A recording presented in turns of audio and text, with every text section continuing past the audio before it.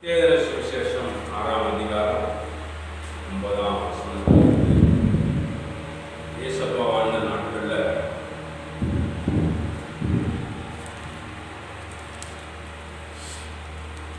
ஜபத்தை பற்றி எங்களுக்கு சொல்லித்தாங்க.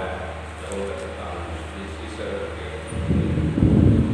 ஆண்டவர் சீஷர்களுக்கு ஜபம் என்றால் என்ன, ஜபத்தை எப்படி நாம் செய்ய வேண்டும் என்ற ஒரு மிகப்பெரிய காரியத்தை இயேசப்பா தன் சீஷர்களுக்கு சொல்லிக் கொடுக்கிறார்.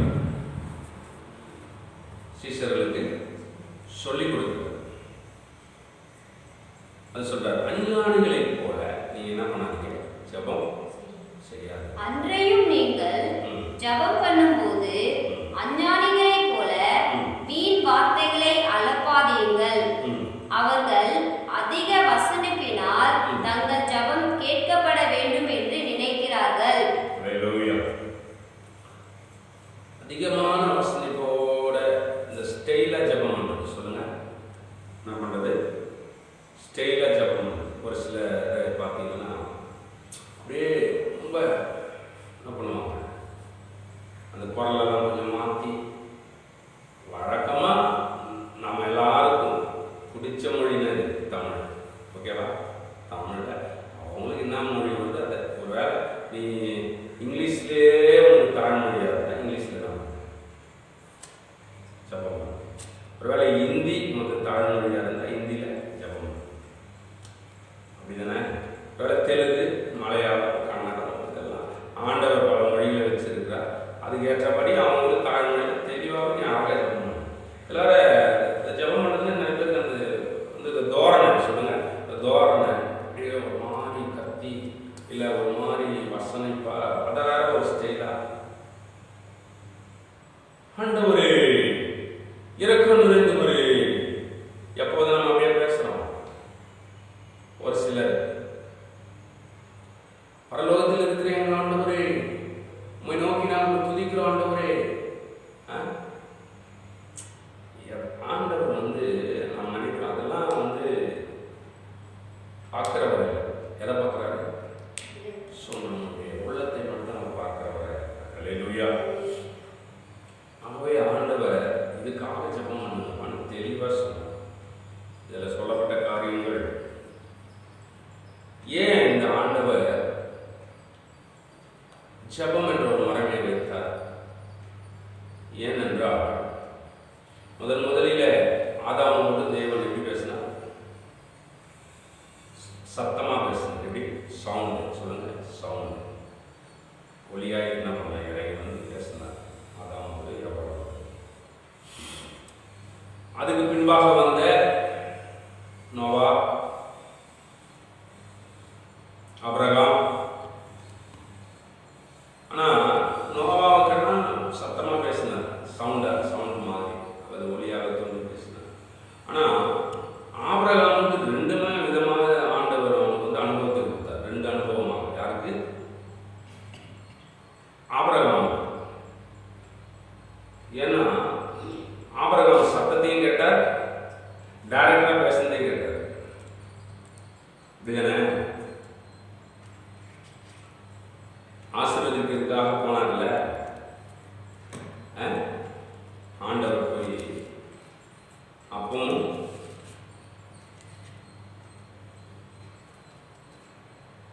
இறைச்சியும் கொண்டு வருகிறவரை உட்கார்ந்து என்ன பண்ணார்? காத்திருந்தார். அந்த அனுபவத்தை அவர்கள் பெற்றிருந்தார். அல்லேலூயா. ஆனா அதுக்கு பின்பாக மோசே காலத்துக்கு பின்பாக மோசேயும் ஆண்டவருடைய சத்தத்தை கேட்டார். அல்லேலூயா. நோவாவுக்கு ஒளியா பேசினார்.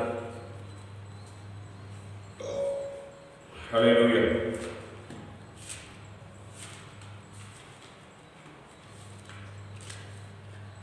ஆபிரகாமுக்கு இந்த ரெண்டு அனுபவத்திலையும் ஆபிரகாமுக்கு தேவன் என்ன பண்ணார்? பேசினார். அல்லேலூயா. ஆனா மோசே காலத்துக்கு வரை ஆண்டவர் மோசே காலத்துக்கு பின்பு ஒரு பிரமாணத்தை வச்சார். என்ன வச்சாருன்னா, எல்லாரும் முழங்கால் படியிட்டு என்ன பண்ணுங்க, ஜெபம் பண்ணுங்க. நீயா என்னை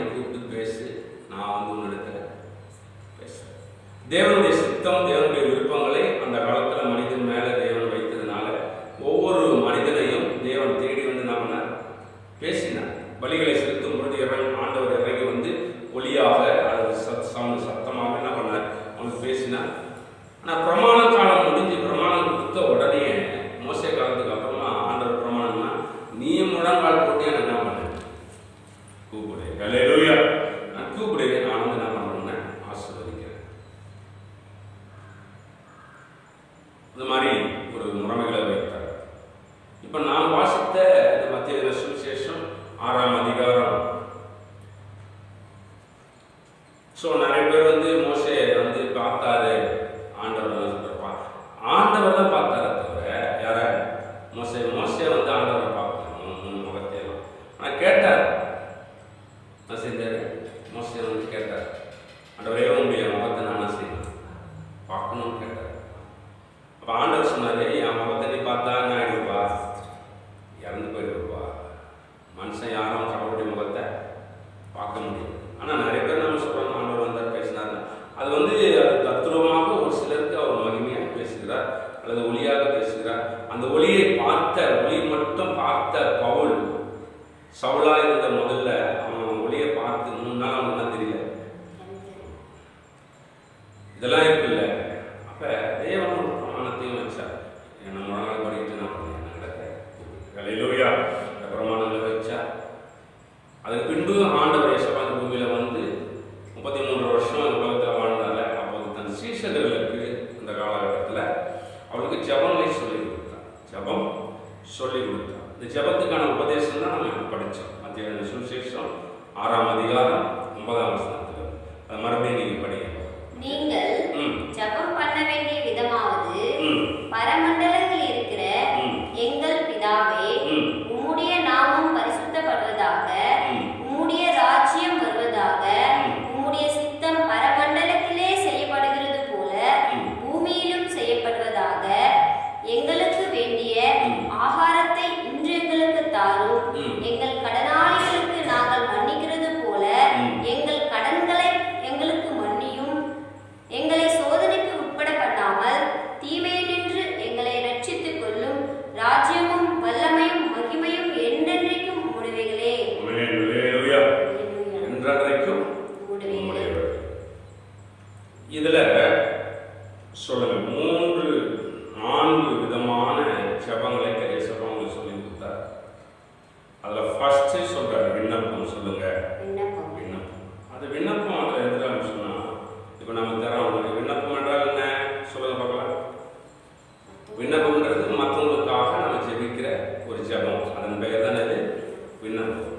இப்போ மற்றவங்களுக்கு சபா அவங்களுக்கு ஒரு நல்ல ஆசீர்வாதத்தை கொடுங்க, அவங்களுக்கு ஒரு நல்ல வீடை கொடுங்க, ஒரு நல்ல வேலையை கொடுங்க, அவங்க மேலே இரக்கமாக இருங்க, கிருபையாக இருங்க, அவங்க தேவையை சந்திங்க நாம் ஜெபம் பண்ணுறோம்ல, அது கொடும் தாரும் அதில் வருது. அதுதான் விண்ணப்பம். அந்த சென்டென்ஸ் தான் என்னது விண்ணப்பம். கொடும் தாரும். ரெண்டாவது செகண்ட் வந்து மன்னித்தருளும் பாதுகாத்துக் கொள்ளும். என்னது மன்னித்தருளும் பாதுகாத்துக் கொள்ளும் என்பது வந்து பார்த்தீங்கன்னா வேண்டுவது. என்னது யாருக்கு வேண்டும்? வேண்டும். பாதுகாத்துக் கொள்ளுங்கப்பா, கொடுங்கப்பா அப்படின்றது வேண்டும். அப்புறம் துதி வந்து ராஜ்யமும் வல்லமையும் எல்லாம் யாருக்கு? அவர்களே. அப்படி எப்பொழுதும் தேவனை எப்பொழுதும் நம்ம செய்யணும், துதிக்கணும். எப்படி ஆண்டவர் சொல்றார், அவர் அகாய விரிவை பார்த்து துதியுங்கள். யாரு? தாவீது சொல்றார்.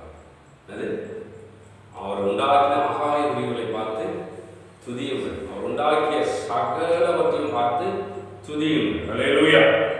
ஒருவேளை இந்த துதியின் வந்து அனுபவங்கள் வந்து ஒரு தேவன் நமக்கு தந்த ஒரு நல்ல ஈவுகளுக்காக நன்மைகளுக்காக நம்ம என்ன செய்யணும்? துதிக்கிற நம்ம ஒரு பிறந்த நாள், ஒரு திருமண நாள், அல்லது ஒரு நல்ல வேலை கிடைச்சிருச்சு, இல்லை படிப்பில் நம்ம பாஸ் பண்ணிட்டோம், அல்லது தேவன் நமக்கு ஒரு நல்ல ஒரு வீட்டை கொடுத்தார், அல்லது ஒரு நிலத்தை கொடுத்தார், இல்லை ஒரு வாகனங்களை கொடுத்தார். இதுக்கெல்லாம் நம்ம என்ன செய்யணும்?